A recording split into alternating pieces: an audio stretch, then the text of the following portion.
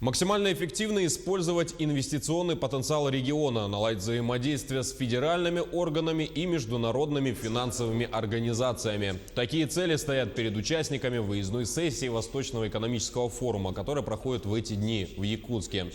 В правительстве республики отметили, что важно инвестировать как в социальную сферу, например, школьное образование, здравоохранение и развитие городской среды, так и в инфраструктуру.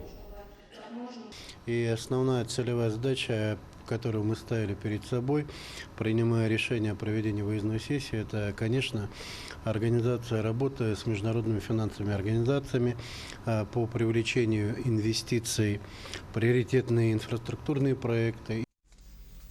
Итоги первого дня работы сессии подвел глава региона. Он призвал продолжить наращивать сотрудничество с международными финансовыми организациями для реализации проектов, нацеленных на повышение уровня жизни в республике.